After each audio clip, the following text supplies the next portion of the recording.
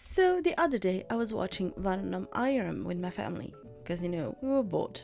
And one of my cousins specifically asked for a old movie, like a 2000 something movie. Yeah. So first she was like, "Hey, why not watching Kaka Kaka?" But Kaka Kaka wasn't on YouTube. So she chose this movie. And I rewatched the movie even though I'm not the biggest fan. And although some bit didn't really aged well, it's still a feel-good movie to watch. The story, and just so you know, there's going to be a huge spoiler. It's about a guy named Surya who was informed that his father passed away. So he starts remembering his life. Yep, that's it. So let's get down to the movie itself. Vaaranam Aayiram means in English thousand elephant. It's a Gautam Menon movie and the casting includes Surya, the main actor, and he plays a dual role. The father Krishna and the son Surya. Simraz is Malini, Krishna's wife and Surya's mom. Divya Spandana is Priya, so Surya's wife, and Samira Reddy is Meghna, Surya's first love. There are quite few trigger warnings, so is the list. Like I said, some part didn't really age well, like the CGI for instance. If you rewatch the movie right now, you'll be no, it's awful. But hey, it's a 2008 movie, so we can easily cut some slack. So this movie is quite different from your average Tamil movie. It has this slice of life kind of vibe, Because let's face it, the characters doesn't have any other purpose except to live their life, just like the regular Joe. Not like the Joe from You. This one is quite messed up. So basically, we are just following Surya's life and how his father played a big part in it.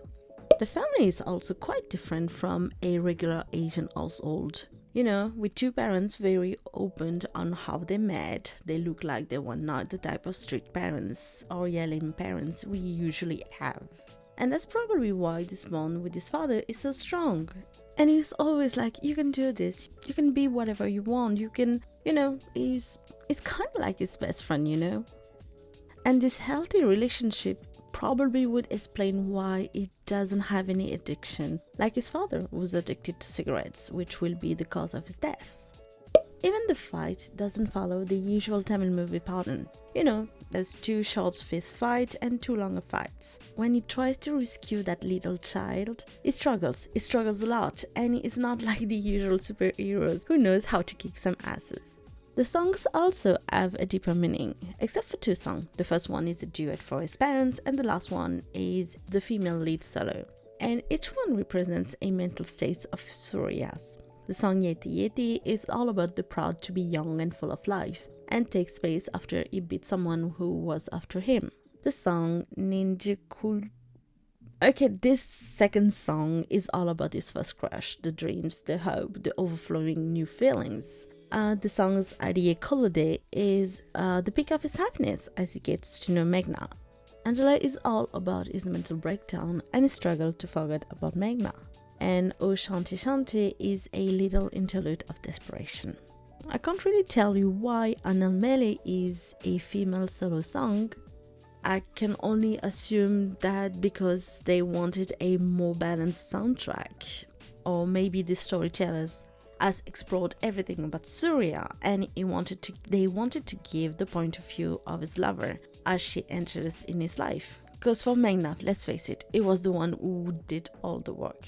But this time, Priya is the one who fell for Surya first, probably when she was 8 or 15, as she told. And she also did the same thing that Surya did the first time. She's being straightforward about her feelings, and then she chased him after he moved into the army. It's also a movie about mental health. Like I said, Surya doesn't have any kind of addiction. In fact, he's the poster boy of a good song, maybe the study parts aside. He has a good nature, is kind of dreamy, is hardworking, is caring about his family, and is just, a hardworking boy who does his job to make his parents' life easier. But once Meghna's gone, his mental health takes a wrong turn, and he chooses drugs to forget about his pain. And Surya, the actor, was really good. He did well delivering this part, It's probably the hardest part of this character. and what he had to go through, He's grieving and he's depressed because he can't forget about his loss. And thanks to his parents, it gets better at some point, because they force him to withdraw. They are also the one who tells him, just go travel alone and change your mind, but you have to come back. And one of the things I really love about this movie is the part of, the what goes around comes around. We are living in a more and more selfish world. And that part where you meet Shankar Menon is really heartwarming. He met him the first time when he was at the airport to fly back to India after the Meghna thing, and he was crying. And this random guy took his time to sit next to him to give him his handkerchief. And the most touching part is that he gave up his first-class seat to be next to him and keep him company, so he doesn't stay alone with his sorrow. And this man stayed with him for, I think, more than 20 hours, according to Google. Yeah, I checked that part. And that man just did an act of kindness. And karma did give him back. His son was kidnapped and Surya just wanted to be there, just like the way Shankar Menon was there. And he did more than that. So Surya was the one who found and brought his son back home. This is also the kind of movie that's interesting to watch at different stages in your life. It's like reading the book, The Little Prince, or even watching the movie Upside Down. You realize different things depending on your age, your life experience, and your mental states. This movie is all about a father and his growing up child. And if you saw this movie for the first time as a young adult and then, let's say, as a father, you probably won't feel the same way as you did back in the day. And you see new angles you didn't before because you're more mature and much more wise. In IMDb trivia, it is also said that the movie is 70% autobiographic. The bond between Surya and Krishna is the main theme of this movie. So this movie is roughly 169 minutes. And there's 143 minutes, give or take, about him reminiscing about his dad. Him speaking to his dad throughout his life. So basically, it's a conversation with someone who won't be able to respond.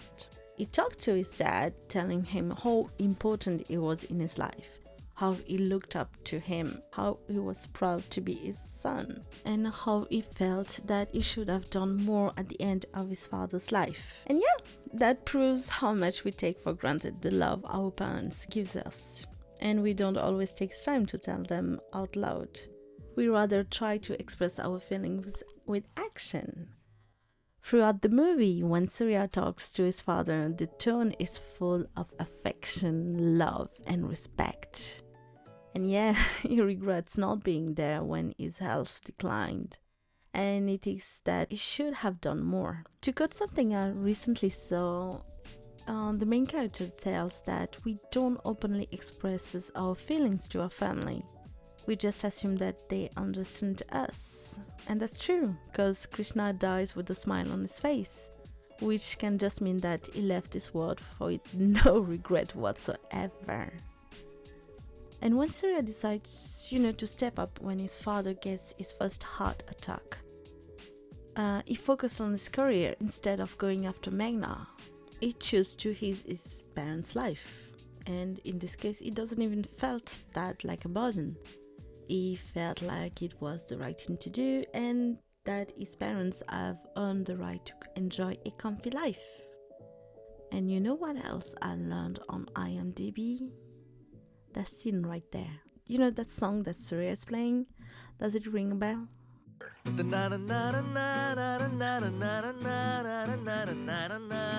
என்ன பாட்டு இது நல்லா இருக்கு எந்த படத்துல இருந்து என்னது என்னோட ஓன் காம்போசிஷன் இன்னும் எந்த படத்துலயும் வரல ஒரு 10-15 வருஷம் ஆகும் இந்த மாதிரி டியூன்லாம் வரதுக்கு For those of you who don't know, it's